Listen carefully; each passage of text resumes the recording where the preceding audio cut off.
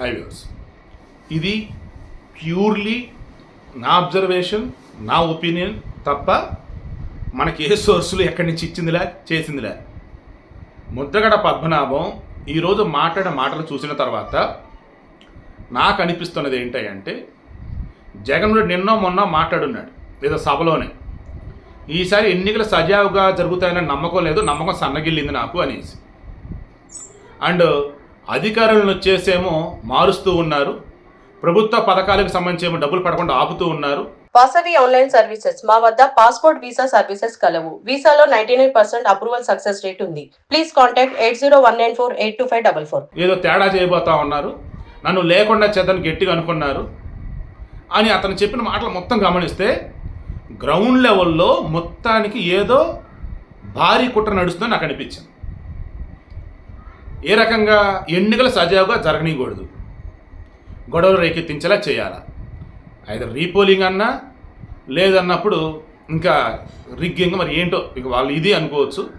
అంటే సినిమాలో చూపించాలంటే నాకు మైండ్లో కొడుతుందన్నమాట. అదే సమయంలో ముద్రగడ పద్మనాభం మాట్లాడిన మాటలు చూసి దేవుడా ఏదో పెద్ద స్కెచ్ నడుస్తుందిరా అనిపించింది.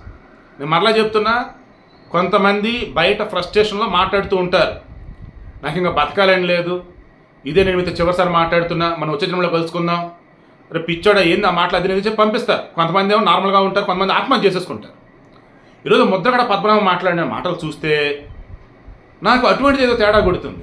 ఈ మనిషి ఏదో చేసుకోబోతున్నాడు రా బాబు అనిపిస్తుంది. ఎందుకంటే నా కూతురిని నన్ను కొంతమంది దుష్టులు విడదీశారు, మరో జన్మలో కలుసుకుందాం.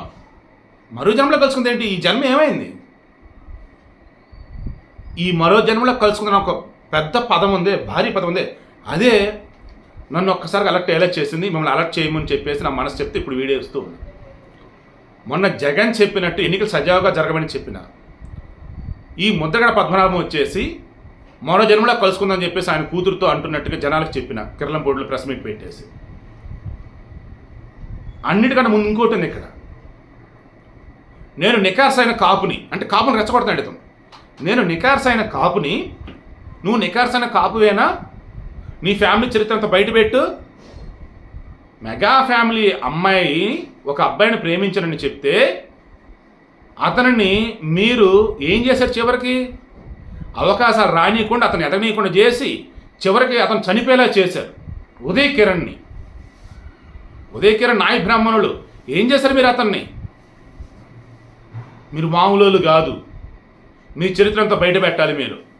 నేను నికార్సైన కాపుని, మీరు కాదన్నట్టుగా మాట్లాడుతూ, నువ్వు కాపు అంటున్నావే, వంగగీత కాపు కాదా, మరి ఆవిడ గెలిపించాలి కదా అని ఇతను ఈరోజు మాట్లాడిన మాట్లాడండి చాలా అంటే చాలా రెచ్చగొట్టే విధంగా ఉన్నాయి. అసలు ఆయన నూరు పట్టించుకుంటారు, మేము అసలు వదిలేసాం, పట్టించుకోవడానికి మీరు అనొచ్చు. ఒకవేళ ఆయన జర్రాన్ని ఏమన్నా ఆయన అంతటా ఆయన చేసుకున్నా, ఈ వైసీపీలు చేసేమన్నా చూస్తూ ఉంటాయి కదా సినిమాలో చూపించినట్టుగా. వివేకం సినిమా ఆల్రెడీ రన్ అవుతూనే ఉంది, 2 కోట్ల మందికి పైగా 3 కోట్ల మందికి పైగా చూశారు దాన్ని. అయితే 50 ఛానల్స్లో వస్తుంది దాన్ని పెట్టున్నారు. సో ఇప్పుడు విషయం ఏంటి, ఇక్కడ ముద్రగడ పద్మనాభం పేరు చెప్పి కొంతమంది అల్లరమొగలు ఏదైనా చేయొచ్చు. స్లీపర్ సెల్స్ లాగా టెర్రరిస్టులకు సంబంధించి ఉన్నట్టు ఈ పొలిటీషియన్ సంబంధించి గొడవ రేకెత్తిన కొంతమంది ఉంటారు కొన్ని ఊళ్ళల్లో, వాళ్ళు ఏదైనా చేయాలని ఏం చేయొచ్చు. ఈ ముద్రగడ పద్మనాభం అసలు ఏమంటున్నాడు, నువ్వు క్రాంతిని పరిచయం చేయాలని అనుకుంటే పలానా మొన్న ఆమె హస్బెండ్ పేరు చందు అనుకుంటా, అతని భార్యను పరిచయం చేయాల్సిందే. లేదు మెట్టింటికి వెళ్ళిందిగా, ఆమెకంటే ఇంటి పేరు ఉండిద్దిగా, ఆ ఇంటి పేరుతో పరిచయం చేయాలి. ముద్రగడ పద్మనాభం కూతురు అని ఆమెను పరిచయం చేసేది ఏంటి? వృద్ధనారి 10 వరకు కబుర్లు చెప్పొద్దు నువ్వు. ముద్రగడ పద్మనాభాన్ని మనం గౌరవిద్దాం, ఆయన కలుసుకుందాం, ఆయనకు చెప్పి ఒప్పించాక నిన్ను జనసేన తీసుకుంటా, నేను వచ్చే ఎలక్షన్లో టికెట్ ఇస్తా, ప్రేమలే, రాజకీయాలే ఏంది ఇవన్నీ కూడా? ఈ కబుర్లు వద్దు. నువ్వు కావాలని నా పరువు దేని ఇదంతా చేసు.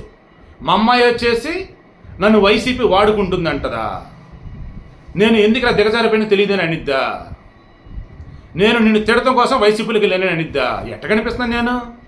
నా పరువు అంతా తీసేస్తారా? మీ ఇష్టమా? తండ్రి కూతుర్ని విడదీసేశారు.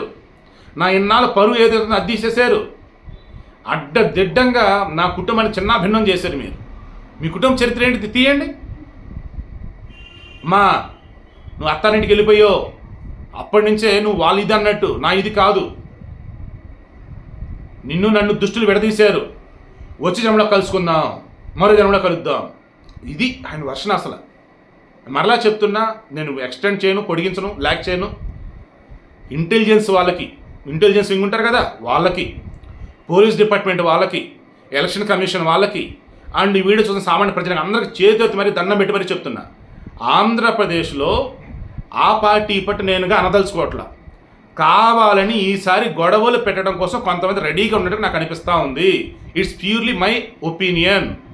ఇంటెలిజెన్స్ వాళ్ళు అలర్ట్గా ఉన్నారనుకుంటూ ఉన్నా, ఎలక్షన్ కమిషన్ అలర్ట్గా ఉందనుకుంటున్నా, పోలీసులు కూడా. ఎక్కడ కూడా ఎటువంటి అవాంఛనీయ సంఘటనలు జరగవద్దు. ప్రజలారా, మీరు ఎట్టి పరిస్థితుల్లో కూడా ఏదైనా ఇష్యూ జరిగినా, ఎవరైనా ఏదైనా మాట్లాడినా మీరు గొడవలకు వెళ్ళవద్దు, గుంపులోకి వెళ్ళకండి, జాగ్రత్తగా ఉండండి. ఎన్ని రోజులు ప్రశాంతంగా వెళ్ళి ఓటేసి రండి. ఏపీలో సజావుగా ఎన్నికలు జరగాలని కోరుకుంటూ ఉన్నా. జగన్మోహన్ రెడ్డి మొన్న ఏదైతే అనుమానం వ్యక్తం చేశాడో, ఎన్నికలు ఇస్తే సజావుగా జరుగుతే లేదని నమ్మకం పొందినా కానీ అక్కడేదో తేడా పడుతుంది. మీరు అర్థం చేసుకోండి. జగన్మోహన్ రెడ్డి ఏదైనా అన్నాడు అంటే ఏదో మైండ్లో పెట్టుకునే అంటాడు. అలా ఈసారి జరగకూడదు, జాగ్రత్తగా ఉండండి. అండ్ పోలీసులు కానీ, జనసేన వాళ్ళు కానీ, ప్రతిపక్షాల వాళ్ళు కానీ, అధికార పక్షం వాళ్ళు కానీ, ఇంటెలిజెన్స్ వాళ్ళు కానీ అందరూ కూడా అలర్ట్గా ఉండండి. దయచేసి గొడవలు వద్దండి. ప్రస్తుతం ఎన్నిక సాగాలని కోరుకుంటూ ఉన్నా.